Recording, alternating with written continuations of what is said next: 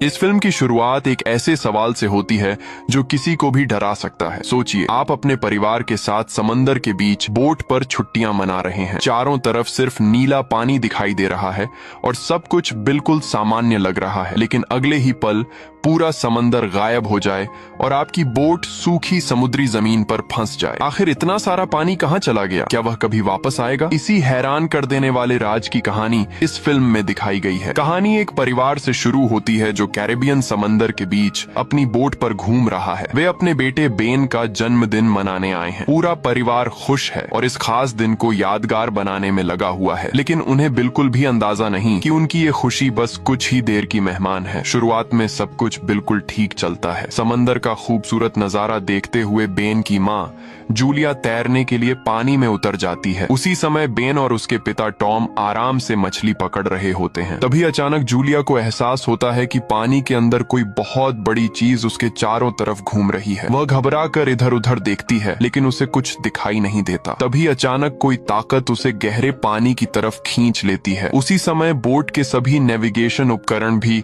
अजीब तरह से दिशा बदलने लगते हैं, जैसे समंदर के अंदर कोई बहुत बड़ी हलचल हो रही हो। लेकिन टॉम और बेन मछली पकड़ने में इतने व्यस्त होते हैं कि उन्हें इस बदलाव का अंदाजा ही नहीं लगता। दूसरी तरफ जूलिया देखती है कि कुछ ही सेकंड में वह बोट से बहुत दूर पहुंच चुकी है और अब डूबने लगी है। वह पूरी ताकत से टॉम को आवाज लगाकर मदद मांगती है, लेकिन बोट उससे काफी दूर होने की वजह से उसकी आवाज किसी तक नहीं पहुंचती। इसी बीच उसे महसूस होता है कि समंदर का पानी बहुत तेजी से पीछे की तरफ खिसक रहा है। जूलिया अपनी बेटी कैसी को भी पुकारती है, लेकिन कैसी ने हेडफोन्स लगाए हुए होते हैं और धूप का मजा ले रही होती है। बेन, कैसी और टॉम में से किसी को भी पता नहीं होता कि जूलिया तैरने के लिए पानी में गई थी। अब जूलिया लगातार उनसे और दूर जाती जा रही होती है। किस्मत से थोड़ी देर बाद टॉम को जूलिया की हल्की सी आवाज सुनाई देती है। वह तुरंत उसे देख लेता है और बिना देर किए समंदर में कूद पड़ता है। उधर बेन भी तुरंत बोट का इंजन चालू करके उसे उनकी तरफ ले आता है। काफी कोशिश के बाद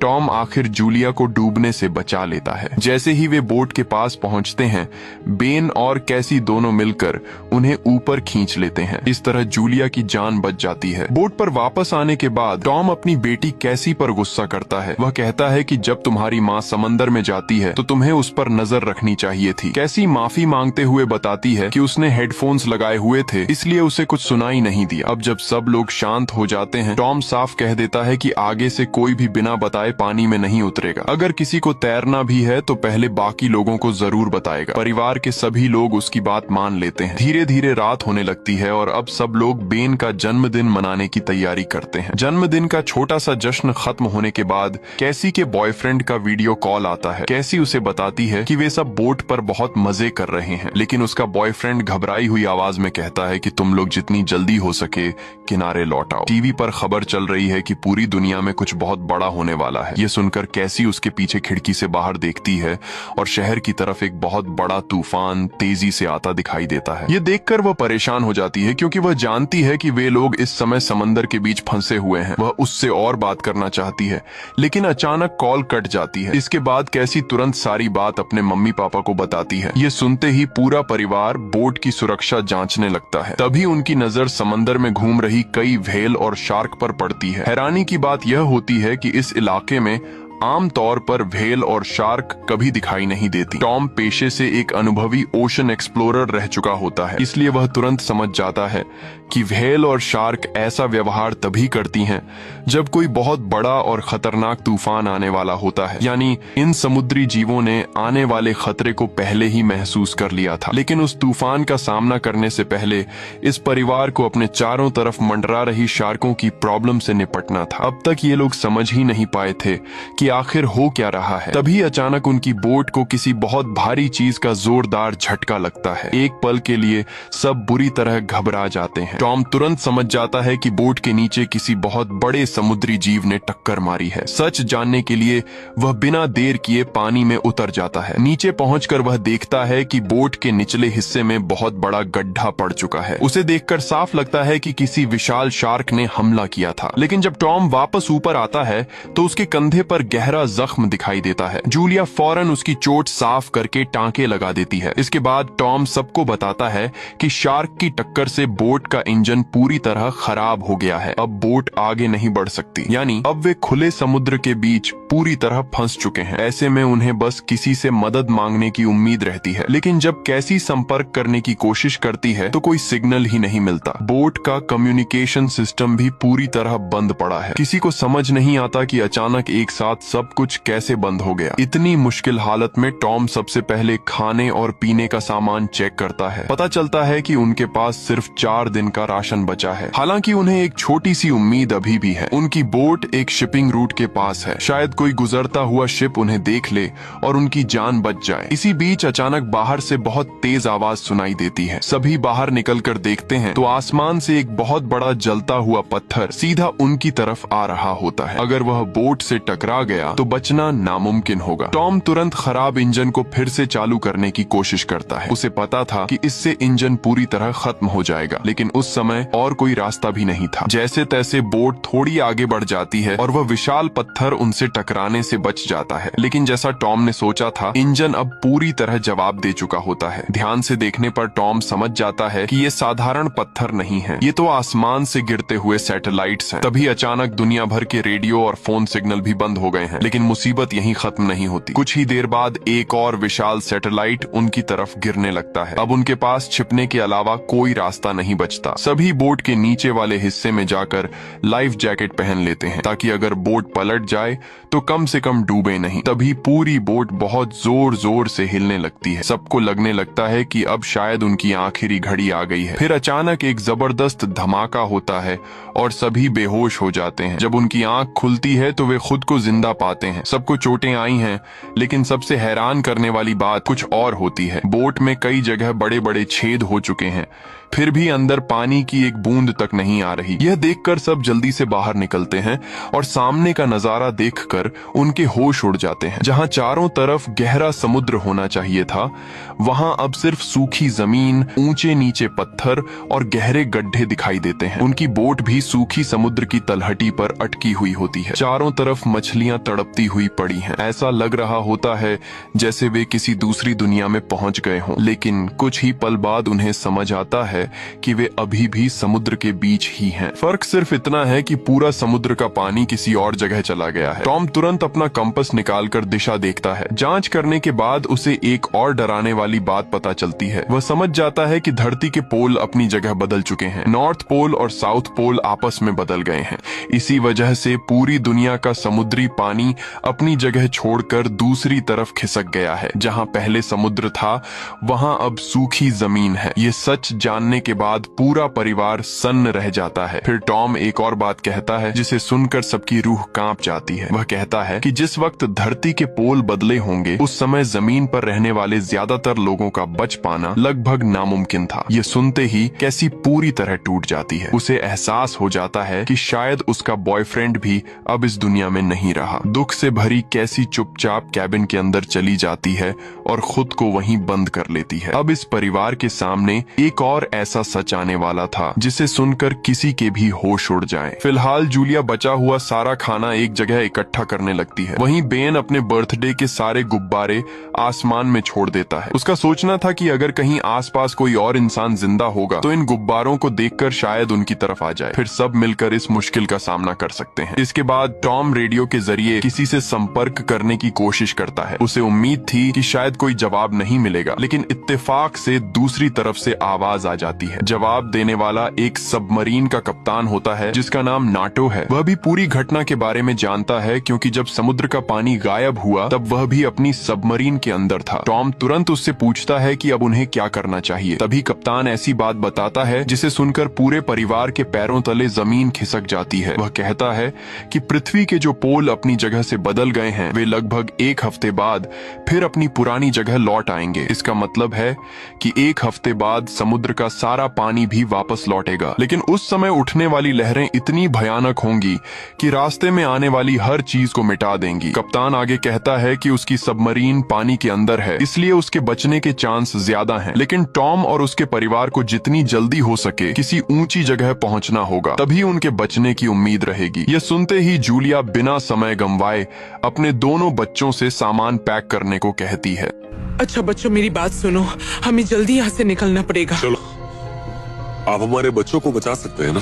टॉम फिर कप्तान से कहता है कि उसकी सबमरीन सबसे सुरक्षित जगह है। क्या वह उसके परिवार को अपने साथ रख सकता है? कप्तान जवाब देता है कि वह ऐसा करना चाहता है, लेकिन उसकी सबमरीन में एक साथी की मौत हो चुकी है और अब सिर्फ 2 लोगों के बैठने की जगह बची है, यानी वह सिर्फ एक इंसान को ही अपने साथ ले जा सकता है। ये सुनकर टॉम उससे हाथ जोड़कर कहता है कि वह उनके पास बचा हुआ सारा खाना ले ले, लेकिन किसी तरह उसके दोनों बच्चों को अपनी सबमरीन में जगह दे दे। टॉम की बात सुनकर कप्तान आखिर मान जाता है। इसके बाद वह मैप की मदद से अपनी सही लोकेशन टॉम को समझाता है। टॉम ध्यान से सब कुछ नोट करता है, दूरी का अंदाजा लगाता है और फिर जूलिया से कहता है कि अगर सब ठीक रहा तो वे लगभग 2 दिनों में उस सबमरीन तक पहुंच सकते हैं। अब अगले दिन सुबह पूरा परिवार उस सबमरीन तक पहुंचने के लिए निकलने की तैयारी कर लेता है। तभी टॉम की नजर दूर से आते एक अजीब आदमी पर पड़ती है। उसके साथ एक कुत्ता भी होता है और वह बुरी तरह घायल दिखाई देता है। टॉम को लगता है कि शायद उसे मदद की जरूरत है, इसलिए वह पानी की बोतल लेकर उसके पास पहुंच जाता है। लेकिन जैसे ही वह आदमी पानी पीता है, शुक्रिया कहने की जगह अचानक टॉम पर हमला कर देता है। दूर खड़ी जूलिया ये सब अपनी आंखों से देख लेती है। अगले ही पल वह आदमी चाकू निकालकर टॉम पर कई वार कर देता है और वहीं उसकी जान ले लेता है। इसके बाद उसकी नजर सीधे जूलिया पर पड़ती है और वह उसकी तरफ बढ़ने लगता है। जूलिया समझ जाती है कि अब उसके पास ज्यादा समय नहीं है। वह तुरंत नाव के अंदर भागती है और अपने दोनों बच्चों को कैबिन में बंद कर देती है ताकि वे सुरक्षित रहें। फिर वह कैसी को एक फ्लेयर गन देती है और कहती है इसे तभी चलाना जब हालात बिल्कुल हाथ से निकल जाएं। इसी बीच वह खतरनाक आदमी भी नाव पर चढ़ जाता है। उससे बचने के लिए जूलिया जल्दी से बाथरूम में छिप जाती है। उधर वह आदमी पूरी नाव में उसकी तलाश शुरू कर देता है। तभी उसे वहाँ रखा खाना दिखाई देता है। वह इस तरह टूटकर खाना खाने लगता है जैसे कई दिनों से भूखा हो। पेट भरने के बाद वह फिर से जूलिया को ढूंढना शुरू करता है। आखिर में वह सीधे उस कैबिन की तरफ जाता है जहाँ से पहले आवाज आ रही थी, लेकिन वहाँ पहुंचकर उसे कोई नहीं मिलता। दरअसल जूलिया नाव के नीचे बने एक छोटे से छेद से निकलकर बाहर आ चुकी होती है। हालांकि उस आदमी का कुत्ता जूलिया को देख लेता है और जोर जोर से भौंकने लगता है। मजबूरी में अपनी जान बचाने के लिए जूलिया कुत्ते को मार देती है ताकि उसकी आवाज बंद हो जाए। इसके बाद वह नाव के नीचे छिप जाती है। शुरुआत में तो वह आदमी उसे ढूंढ नहीं पाता, लेकिन जब वह बाहर आकर अपने कुत्ते की लाश देखता है तो उसे समझ आ जाता है कि जूलिया जरूर नाव के बाहर कहीं छिपी हुई है। वह उसे पकड़ने के लिए तुरंत नीचे उतर जाता है। बस इसी मौके का फायदा उठाकर जूलिया फिर से नाव पर चढ़ जाती है। टूटे हुए शीशे का सहारा लेकर वह किसी तरह वापस अंदर पहुंच जाती है, लेकिन उसकी यह कोशिश ज्यादा देर तक काम नहीं आती। कुछ ही देर बाद वह खतरनाक आदमी उसे ढूंढ लेता है और आखिरकार जूलिया उसकी पकड़ में आ जाती है। वह आदमी अचानक जूली के बाल पकड़ लेता है और उसे बेरहमी से पीटना शुरू कर देता है। कुछ ही पल में वह उसका गला दबाने लगता है। जूली भी हार नहीं मानती और अपनी जान बचाने के लिए पूरी ताकत से उसका मुकाबला करने लगती है। तभी केबिन के अंदर खड़ी कैसी को याद आता है कि उनके पास अभी भी फ्लेयर गन है। बिना एक पल गंवाए वह फ्लेयर गन चला देती है। फ्लेयर सीधे उस आदमी को लगती है और वह काफी दूर जाकर गिरता है। हालांकि उसे ज्यादा चोट नहीं लगती, लेकिन जूली और बच्चों को वहां से निकलने का मौका मिल जाता है। फ्लेयर की वजह से बोट में आग भी लग जाती है। जूली तुरंत बोट से बाहर निकलती है ताकि अपने दोनों बच्चों को बचा सके, लेकिन जैसे ही वह बाहर आने लगती है वह खूनी एक बार फिर उस पर हमला कर देता है। इस बार जूली भी पूरी ताकत से जवाब देती है। वह उसे जोरदार किक मारती है जिससे वह पीछे जा गिरता है। बाहर निकलते ही कैसी और बेन अपने पिता की लाश देखकर फूट फूट कर रोने लगते हैं। उन्होंने कभी नहीं सोचा था कि एक ही दिन में उनकी जिंदगी इतनी बदल जाएगी। बेन खुद को अपने पिता की मौत का जिम्मेदार मानने लगता है। वह रोते हुए कहता है कि अगर उसने मदद मांगने के लिए वे गुब्बारे आसमान में नहीं छोड़े होते तो वह आदमी उन्हें कभी नहीं देख पाता और यहाँ तक नहीं पहुँचता। उधर जूली भी अपने पति की बॉडी से लिपट कर रोने लगती है। तभी उसकी नजर फिर उसी खूनी पर पड़ती है जो जलती हुई बोट से बाहर निकल चुका था। अब वहाँ रुकना बिल्कुल भी सुरक्षित नहीं था। इसीलिए जूली तुरंत अपने दोनों बच्चों को लेकर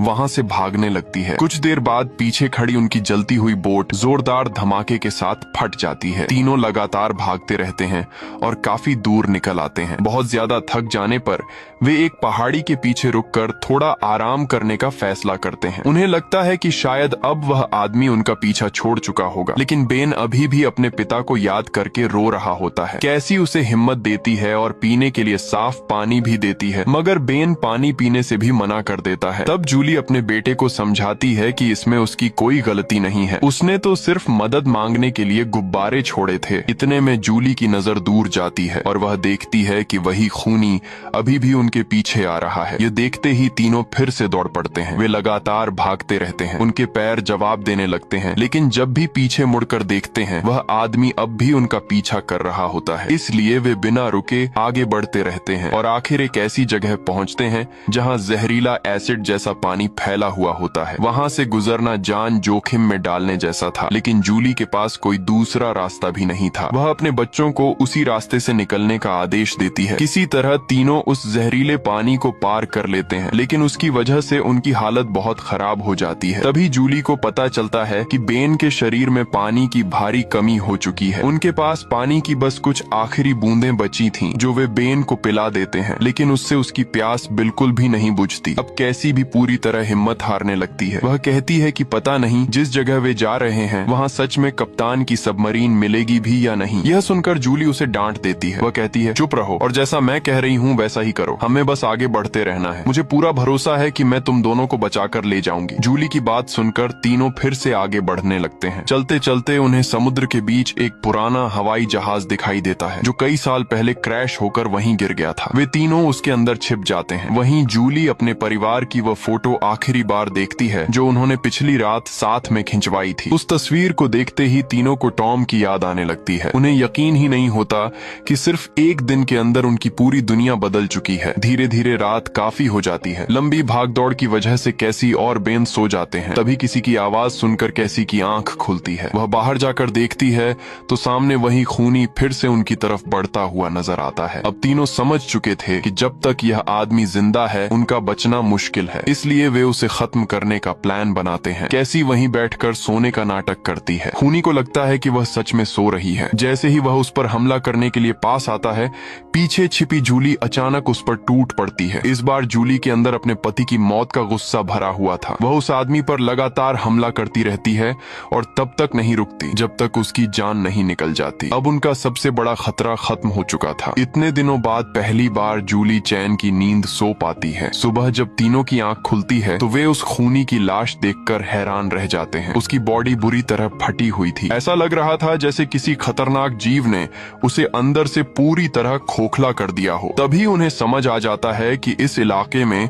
वह आदमी ही अकेला खतरा नहीं था, बल्कि यहाँ और भी डरावने जीव मौजूद हैं। इसलिए अब उन्हें बिना देर किए कप्तान की सबमरीन तक पहुंचना था। जूली अपने मैप को ध्यान से देखकर रास्ता ढूंढ रही होती है। वहीं दूसरी तरफ बेन पानी की तलाश में थोड़ा आगे निकल जाता है। कुछ दूर जाने पर उसे पानी दिखाई देता है और बिना कुछ सोचे समझे वह उसे पीना शुरू कर देता है। जूली ने पहले ही बेन को उस तालाब का पानी पीने से मना किया था क्योंकि वह जहरीला था, लेकिन बेन को इतनी तेज प्यास लगी थी कि उसने अपनी माँ की बात बिल्कुल नहीं सुनी। जैसे ही जूली की नजर उस पर पड़ती है वह उसे रोकने के लिए दौड़ती है, मगर तब तक बेन काफी पानी पी चुका होता है। कुछ ही देर बाद उसकी तबीयत बिगड़ने लगती है। उसकी हालत इतनी खराब हो जाती है कि अब वह ठीक से चल भी नहीं पाता। इसलिए जूली और कैसी वहीं एक छोटा सा ठिकाना बनाकर कुछ देर आराम करने का फैसला करते हैं। तभी जूली को आसपास से अजीब सी आवाजें सुनाई देती हैं। वह बाहर जाकर देखती है तो उसके होश उड़ जाते हैं। उनकी तरफ बहुत बड़ी संख्या में विशाल केकड़े तेजी से बढ़ रहे थे। उन्हें देखते ही तीनों अपनी जान बचाने के लिए भागने लगते हैं। काफी दूर भागने के बाद उन्हें एक बहुत बड़ा कार्गो शिप दिखाई देता है। उस जहाज पर कई बड़े बड़े कंटेनर रखे हुए थे। उन कंटेनरों के अंदर बहुत से लोग छिप कर रह रहे थे। जैसे ही उन लोगों की नजर जूली और उसके बच्चों पर पड़ती है वे तुरंत कंटेनर के अंदर छिप जाते हैं। दरअसल वे इन तीनों से नहीं डर रहे थे, बल्कि उनके पीछे आ रहे उन खतरनाक केकड़ों से बच रहे थे। जूली, कैसी और बेन कंटेनर के पास पहुंचकर अंदर मौजूद लोगों से दरवाजा खोलने की गुहार लगाते हैं। वे बार बार मदद मांगते हैं, लेकिन अंदर बैठे लोग दरवाजा खोलने से साफ मना कर देते हैं। दूसरी दूसरी तरफ विशाल केकड़ों का झुंड लगातार उनकी तरफ बढ़ता जा रहा था। अब उनके पास खुद को बचाने का बस एक ही रास्ता बचा था, इसलिए जूली फैसला करती है कि वे कंटेनर के ऊपर चढ़ जाएंगे। वह पहले किसी तरह कैसी और बेन को ऊपर चढ़ा देती है। इसके बाद जैसे ही वह खुद ऊपर चढ़ने लगती है, तभी एक बड़ा केकड़ा उसके पैर में जोर से काट लेता है। बहुत मुश्किल से वह अपना पैर छुड़ाती है और किसी तरह ऊपर पहुंच जाती है। ऊपर पहुंचते ही जूली अपने गले का स्कार्फ निकालकर पैर के घाव पर कस कर बांध देती है, लेकिन ज्यादा खून बहने और दर्द की वजह से वह बेहोश हो जाती है। उधर कैसी और बेन ऊपर से देखते हैं कि वे केकड़े कंटेनर को काट कर उसके अंदर घुस रहे हैं। अंदर मौजूद लोग अपने हथियारों से उनका सामना करने की कोशिश करते हैं, मगर केकड़ों की संख्या इतनी ज्यादा थी कि कोई भी उनका मुकाबला नहीं कर पाता। कुछ ही देर में वे सारे लोगों को मार डालते हैं। अगली सुबह जूली की आंख खुलती है। वह उठकर देखती है कि कैसी और बेन उसके पास नहीं है। यह देखकर वह बुरी तरह घबरा जाती है। उसे लगता है कि कहीं उसके बच्चों के साथ कुछ गलत तो नहीं हो गया। तभी थोड़ी दूर उसकी नजर कैसी और बेन पर पड़ती है। दोनों वापस उसकी तरफ आ रहे थे। दरअसल वे खाने पीने का सामान और हथियार ढूंढने गए थे। इस बीच वे खतरनाक केकड़े भी वहां से जा चुके थे। अब जूली अपने पैर के घाव का इलाज करती है। वहीं बेन कंटेनर के अंदर मारे गए लोगों के हथियार इकट्ठा कर लेता है ताकि आगे जरूरत पड़ने पर उनका इस्तेमाल कर सके। उन्हें वहां थोड़ा बहुत खाना भी मिल जाता है, जिससे उन्हें थोड़ी राहत मिलती है। इसके बाद जूली दोबारा कप्तान से संपर्क करती है। कप्तान बताता है कि उन्हीं खतरनाक जीवों ने उस पर भी हमला किया था और वह बुरी तरह घायल हो चुका है। अब वह उनकी कोई मदद नहीं कर सकता। वह यह भी बताता है कि बहुत जल्द समुद्र का पानी फिर से अपनी जगह लौटने वाला है। इसी कारण समुद्र के सारे खतरनाक जीव भी वापस इस इलाके में आ गए हैं। ये सब सुनकर जूली की आंखों में आंसू आ जाते हैं। सबसे बड़ी मुसीबत यह थी कि पूरी रात भागते समय उनका मैप कहीं गिर गया था। अब उन्हें यह भी नहीं पता था कि सबमरीन किस तरफ है। उनकी परेशानी समझकर कप्तान अपनी फ्लेयर गन से आसमान में एक फ्लेयर छोड़ देता है ताकि वे उसकी लोकेशन पहचान सकें। सबसे पहले बेन उस फ्लेयर को देख लेता है, लेकिन वह जगह उनसे काफी दूर थी। अब तीनों बिना समय गंवाए सबमरीन की तरफ तेजी से बढ़ने लगते हैं, मगर वहां पहुंचना बिल्कुल भी आसान नहीं था। रास्ते में उन्हें नुकीले पत्थरों वाला इलाका पार करना था। उन्हें डर था कि कहीं वहां फिर से उन विशाल केकड़ों का सामना न करना पड़ जाए, क्योंकि ऐसा हुआ तो उनकी जान भी जा सकती थी। रास्ते में चलते हुए कैसी अपनी माँ को देखकर परेशान होने लगती है। वह सोचती है कि अगर कप्तान मुझे और बेन को सबमरीन में ले भी गया तो मम्मी का क्या होगा। कुछ ही देर में तो समुद्र का पानी भी वापस आने वाला है। जूली उसकी बात सुनकर कहती है, अभी इन सब बातों की चिंता मत करो, पहले किसी तरह सबमरीन तक पहुँचते हैं, उसके बाद मिलकर तय करेंगे कि आगे क्या करना है। अभी बस चलते रहो। लेकिन किस्मत एक बार फिर उनका साथ नहीं देती। जैसे ही वे आगे बढ़ते हैं, तभी वहां अचानक भूस्खलन शुरू हो जाता है। जूली सबसे पीछे चल रही होती है। तभी एक बहुत बड़ा पत्थर उसके सामने आकर गिर जाता है और वह वहीं फंस जाती है। ये देखकर कैसी घबरा जाती है। अब वह अपनी माँ को पीछे छोड़कर आगे जाने के लिए बिल्कुल भी तैयार नहीं होती। लेकिन जूली अपनी बेटी से कहती है कि चाहे कुछ भी हो जाए, उसे अपने भाई के साथ खुद को जरूर बचाना है। माँ की बात मानकर कैसी भारी मन से बेन को साथ लेकर आगे बढ़ जाती है। काफी देर बाद दोनों आखिरकार सबमरीन तक पहुँच जाते हैं। वहाँ पहुँचकर वे देखते हैं कि अंदर कोई भी नहीं है। दोनों जोर जोर से सबमरीन का दरवाजा खटखटाने लगते हैं। तभी पीछे से बुरी तरह घायल कप्तान उनके पास आता है। कप्तान कहता है, इस सबमरीन में सिर्फ 3 लोग बैठ सकते हैं। मेरी हालत इतनी खराब है कि अगर मैं किसी तरह जिंदा बाहर भी पहुंच गया तब भी ज्यादा देर नहीं बचूंगा, इसलिए मेरी जगह तुम लोग चले जाओ। कप्तान की यह बात सुनते ही कैसी एक पल भी नहीं रुकती। वह तुरंत वापस मुड़ती है और पूरी तेजी से अपनी माँ जूली की तरफ दौड़ पड़ती है। उधर जूली अभी भी वहीं फंसी हुई थी। तभी एक बार फिर उन खतरनाक केकड़ों का पूरा झुंड उसकी तरफ बढ़ने लगता है। खुद को बचाने के लिए जूली अपनी गन से लगातार उन पर फायर करती रहती है, लेकिन कुछ ही देर में उसकी सारी गोलियां खत्म हो जाती हैं। अब उसके पास खुद को बचाने का कोई रास्ता नहीं बचता। तभी ऊपर पहुंच चुकी कैसी अपना हाथ उसकी तरफ बढ़ाती है। जूली पूरी ताकत लगाकर उसका हाथ पकड़ लेती है और कैसी की मदद से आखिर वहां से बाहर निकल आती है। इसके बाद तीनों बिना 1 सेकंड गंवाए सबमरीन की तरफ दौड़ पड़ते हैं। वे जल्दी से अंदर बैठ जाते हैं। उसी समय वे डरावने केकड़े भी उनका पीछा करते हुए वहां तक पहुंच जाते हैं। लेकिन तभी उनके सामने समुद्र की एक इतनी विशाल लहर उठती है कि उसे देखकर किसी के भी होश उड़ जाए। वह लहर कई 100 मीटर ऊंची थी और पूरी ताकत के साथ सीधे उनकी सबमरीन से टकरा टकरा जाती है। टक्कर इतनी जबरदस्त होती है कि सबके सब बेहोश हो जाते हैं। कुछ समय बाद जब जूली की आंख खुलती है तो सामने का नजारा देखकर वह पूरी तरह हैरान रह जाती है। उनकी सबमरीन अब पानी के अंदर नहीं थी। वह विशाल समुद्री लहर उसे बहाकर एक ऐसे शहर में ले आई थी जो पूरी तरह बर्बाद हो चुका था। यह देखकर साफ समझ आ जाता है कि अब जमीन पर इंसानों की दुनिया लगभग खत्म हो चुकी है। इसी चौंका देने वाले सीन के साथ यह फिल्म भी खत्म हो जाती है। तो दोस्तों, आज की कहानी यहीं तक थी। अगर आपको यह मूवी एक्सप्लेनेशन पसंद आया हो तो वीडियो को लाइक जरूर करें, चैनल को सब्सक्राइब करें, बेल आइकन दबाएं और कमेंट